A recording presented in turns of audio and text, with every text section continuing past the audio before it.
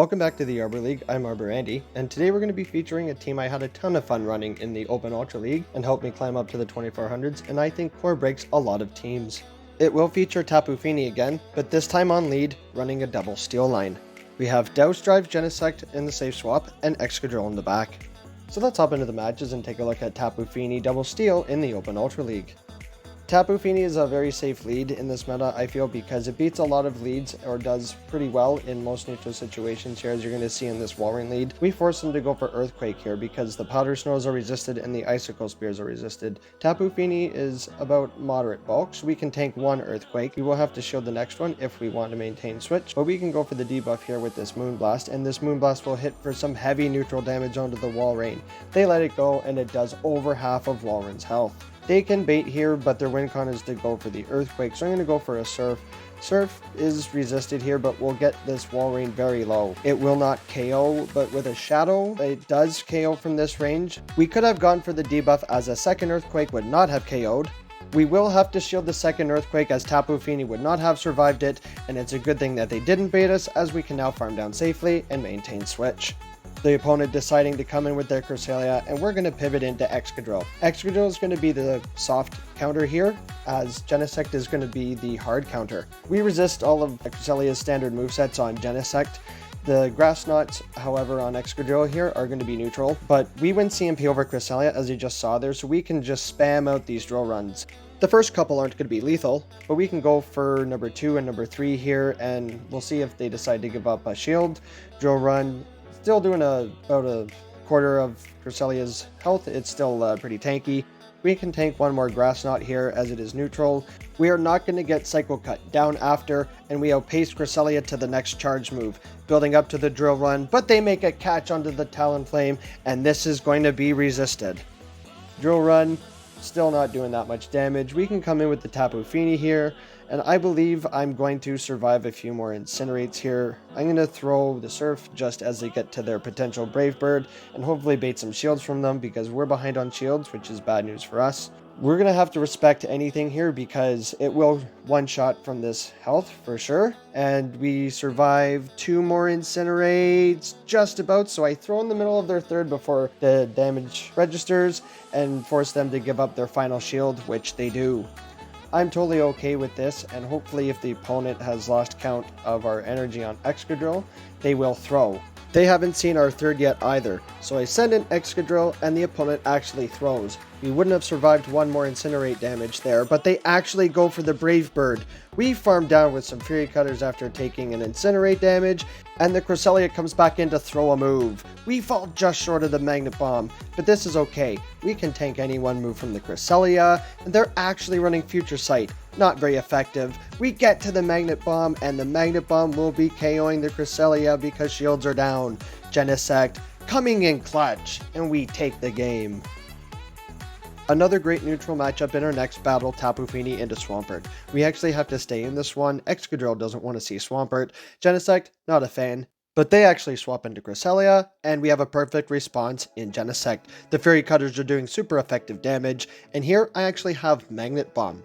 Magnet Bomb actually has a higher DPE on PV Poke, but it has 48 damage, whereas the super effective X-Scissor does 50. Magnet Bomb does cost 45 energy, which is 10 more than X-Scissor, but Magnet Bomb across the board does better in most neutral matchups I found, so we're going to go build up a ton of energy here against the Cresselia. Everything is resisted, the Grass Knot, the Moonblast, the Future Sight. They almost go down to a Technoblast, and they survive on 1 HP in the Dream. Cresselia able to get one more move off, the Moonblast. We don't get the debuff, but we're able to farm down and take switch. The Swampert's going to want to come back in, and they are going to fire off a Hydro Cannon. They don't want to get hit by another Magnet Bomb or a Technoblast, so Hydro Cannon will be taking us out, and we can come back in with the Tapu Fini. Back to square one, as we have our waters with 2 shields. The water guns are actually doing neutral damage, and they are absolutely core broken by Tapu Fini yet again. We're going to fire off the super effective Moonblast here, hoping for a shield, and we can pivot into Excadrill. Again, Excadrill, kind of a soft counter to Giratina here, as we resist the Dragon Claws and the Ancient Powers, but they actually have Shadow Sneak. The Shadow Claws are really adding up, so I'm planning to build up to the back-to-back drill runs here and shield one of these Shadow Sneaks. That Shadow Sneak will be getting us pretty low in farm down range, so we shield it, they don't get the boost, and we're able to get back-to-back drill runs off. Drill runs will be hitting for some neutral damage here, but we will need a couple to KO. As we can see, one only does about a third of Giratina's health. But the Swampert wants to come back in, so we're going to have to drill run this all the way down. They actually decide to shield here. We get to the drill run and win CMP, as does Excadrill over most Pokemon in this Ultra League meta. Drill run, I thought it KO'd, but they survive on 1 HP in a dream as I was trying to swap there, but I'm totally okay with this as they threw their energy. They can dump it onto Excadrill. We come back in with Tapu Fini to farm down, and being up shields on Swampert here, they can actually throw an Earthquake here. We just have to hope that they don't have Sludge Wave. Time of Truth, what are they running? Baiting with a Hydro Cannon, fine by me. We can actually shield the next Earthquake as it would have gotten us pretty low or farm down range. Moonblast, is it enough to KO Swampert? Tapu Fini takes out the Swampert and we take the game. Decent lead in the next match, Tapu Fini into Giratina. I find all the Giratinas generally want to stay in this match as they resist the water guns, and it's not a terrible match as Shadow Claw gains energy insanely quickly. They can go for Ancient Powers and Shadow Sneaks, but we get to the Moonblast, and this will be getting a shield from the Giratina. We're getting extremely low. Moonblast just about takes Giratina out, and they get to a charge move. I'm going to no-shield this because this could just be a Dragon Claw or an Ancient Power. They actually Shadow Horse us, so I wasn't expecting that. So I'm going to build up almost to a Surf and try to catch something on Genesect. They threw quicker this time, so this couldn't be anything more than a Dragon Claw. We can tank that and farm down the Giratina. Rise to occasion, Discord sending us notifications as Mewtwo comes in to our bug type. Interesting choice. We're going to just full send the Technoblast here. Technoblast!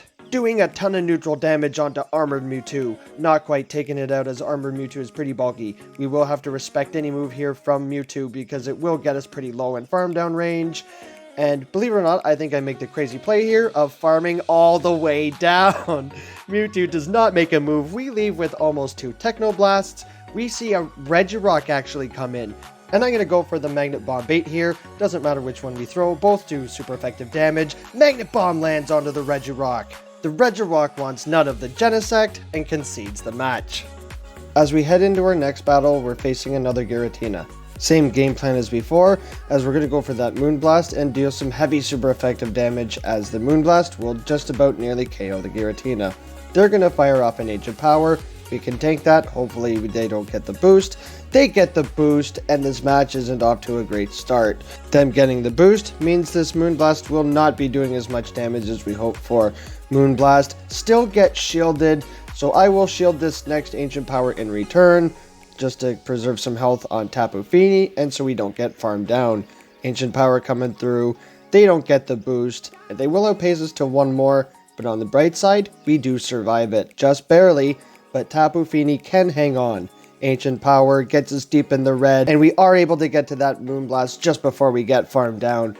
And hopefully, this will be taking out the Giratina this time. Moonblast gets the Giratina very low, and we can come in with Excadrill. And since they've revealed that they have Ancient Power, that must mean that their other move is Dragon Claw, so Excadrill, we can tank that. We can even tank one more, so I'm actually going to farm all the way down. They actually get to one more here, which is totally okay with me. Still resistant on Excadrill, and we're going to no-shield that. We can tank that, and the Giratina faints. Bad news goes to worse as we have a Poliwrath that comes in.